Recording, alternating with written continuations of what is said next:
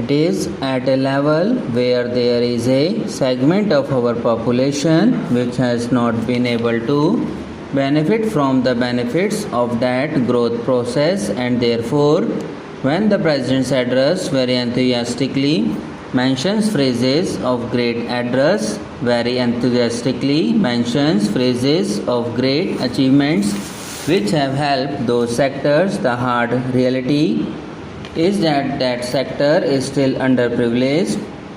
There is also another segment which is an aspirational India where the aspirations are larger and understandably so, and therefore this mandate also reflects on the government desire and the electorate desire to really perform as far as these areas are concerned. Sir, I had said in the beginning as to what role we intend to play in any Westminster system. The conventional role of the opposition is to oppose, but in involving and maturing democracy, this role has also evolved, and therefore, as I said, our principal object when we will be guided by national interest is how to strengthen the country. We have to strengthen this country in terms of making its borders secure. We have to strengthen this country in fighting terror within the country. We have to strengthen this country in our endeavor to help the government so that it can banish all forms of poverty and sufferings. We have to strengthen this country by even pursuing the goal of social justice. Now, these are several areas of strengthening the country. One of the principal desires of an aspirational India is to become a developed economy by 2020. Now, in each of these endeavors, there are areas where we will support the government, there are areas where we will caution the government, and there are certain areas where we will be required to fiercely oppose the government. And when I read and when I heard the Honorable President's address, I was a little disappointed on one score. I did expect a mention, an empathetic mention of the manner in which racial attacks are being carried out against persons of the Indian origin in Australia.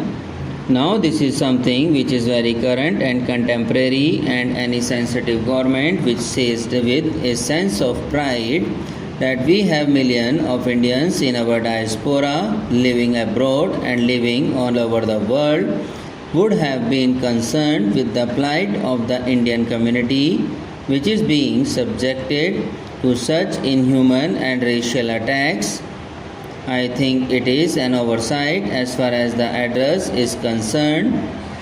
When I read the address, I also read my party's manifesto, and I have no hesitation in saying that there are several areas which are of common national cause for the entire political community. Our roads may be different, but the ultimate destination is really the same, and therefore the emphasis which the President's address has given on achieving a high growth and a low inflation, I think is something on which we will stand solidly behind the government. The present address in terms of the desire of the government to legislate the Food Security Act so that the impoverished people in India living below the poverty line can have the benefit of 25 kg of food grains at affordable prices is an inherent path of the right to food, and we do believe that this right to food, as a large number of liberal economists say, is a populist scheme. This free distribution of rice or cheaper distribution of rice or wheat is a burden on the exchequer, but in the political community, since we are directly concerned with the plight of people who suffer, this is in fact far from populism.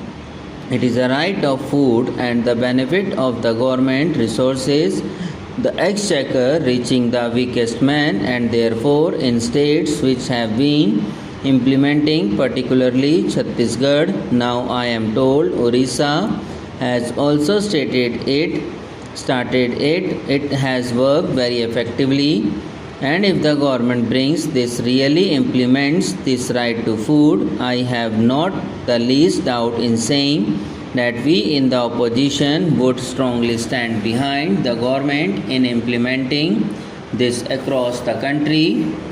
As far as determination which the government has ostensibly expressed for having a zero tolerance as far terrorism is concerned, my party had occasionally felt in the last 5 years that the government was soft on terror, and we were amongst people who were considered as those who really stand by this phrase zero tolerance on terror.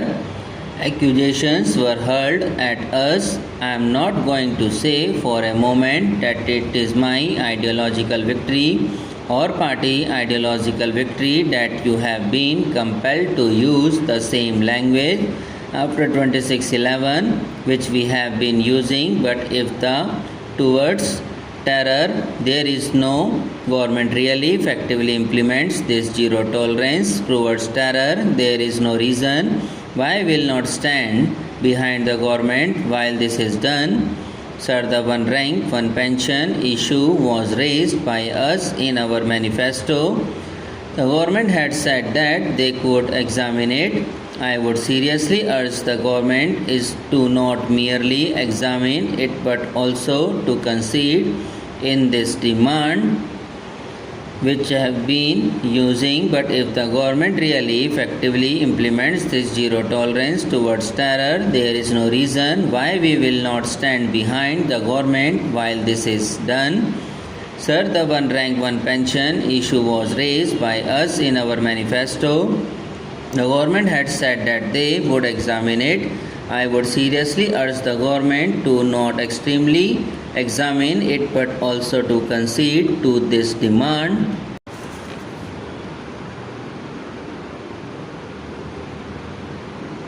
It is at a level where there is a segment of our population which has not been able to benefit from the benefits of that growth process, and therefore when the President's address very enthusiastically mentions phrases of great address, very enthusiastically mentions phrases of great achievements which have helped those sectors, the hard reality is that that sector is still underprivileged.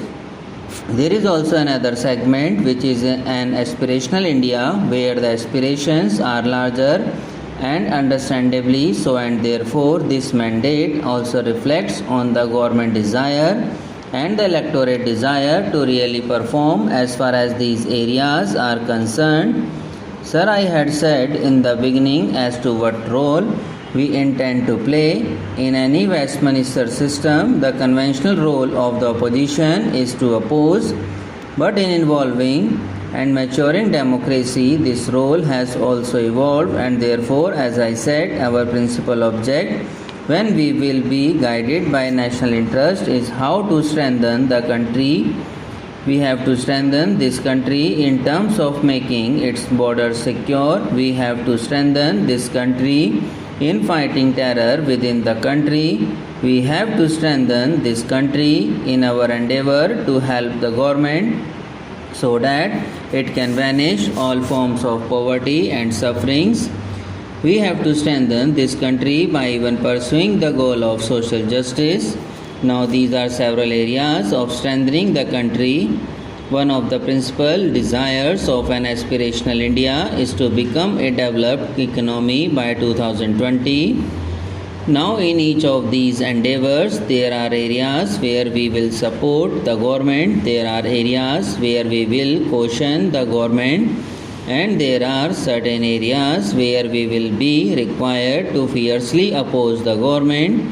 And when I read and when I hear the Honorable President's address, I was a little disappointed on one score. I did expect a mention, an empathetic mention of the manner in which racial attacks are being carried out against persons of the Indian origin in Australia. Now, this is something which is very current and contemporary, and any sensitive government which says with a sense of pride that we have millions